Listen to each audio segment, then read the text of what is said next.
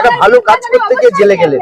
এখন সেটা সরকার চাইছে না, সরকার বা সরকারের যে পুলিশ অফিসার তিনি চাইছেন না। এই পুলিশ অফিসারই তো সরকারের মুখটা আরো বেশি করে পোড়াচ্ছে। এবার ইমিডিয়েট যদি সরকার ব্যবস্থা না নেয় তাহলে ভাববো যে সরকারের ষড়যন্ত্র, সরকার নিজেই ইচ্ছা করে এটা করাচ্ছে। তারা কেন এই ষড়যন্ত্র কি মনে করছেন? সেটা যদি পুলিশ ষড়যন্ত্র করে থাকে, যে পুলিশ অর্থের বিনিময়ে যদি করে থাকে, তাহলে তার ইমিডিয়েট যদি ব্যবস্থা না নেয় সরকার, তাহলে ভাববো সরকার ইচ্ছাকৃতভাবে এটা করানো।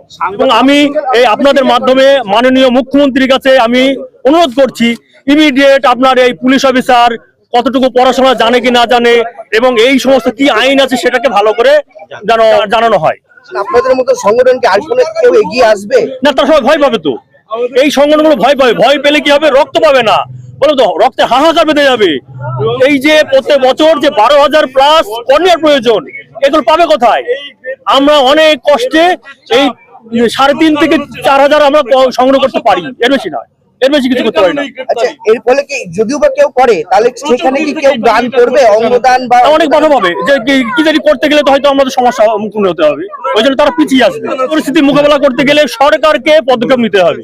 সরকার যদি পদক্ষেপ নেয় তাহলে এটা আবার সম্ভব আসবে। পুলিশ বলেছিল যে যেহেতু পাড়ার কিছু লোকের তার কি চাপ দিচ্ছে, ওরা হুজ্জুতি করছে, এখান থেকে আপনাকে সেফটির জন্য আপনাকে নিয়ে আসা হচ্ছে।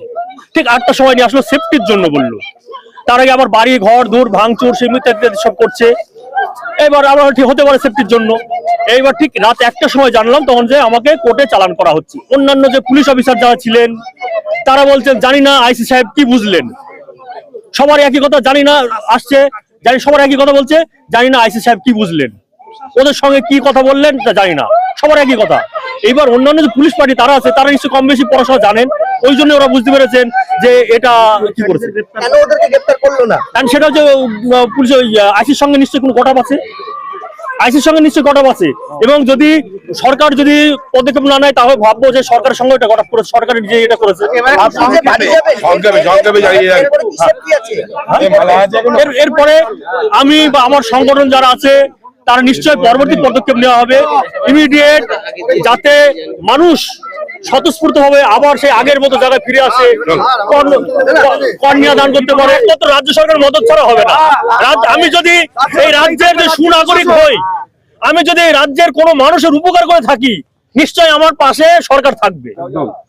আর যদি আমার উপর কোনো হামলা হয় তাহলে ভাববো যে রাজ্য সরকার নিজে এটা করছে।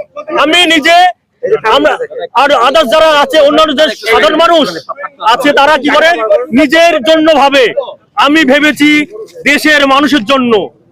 তারা রক্ত পাক, তারা কর্নিয়া পাক বা অন্যান্য অঙ্গ পাক, একটা ডাক্তার হতে গেলে কম বেশি তাকে যে সার্জন হতে হয়, তা কম বেশি 8টা বডি ব্যবচ্ছেদ করতে হয়। এটা রাজ্য সরকারের, কেন্দ্র সরকারের স্বাস্থ্য দপ্তরের আইন আছে।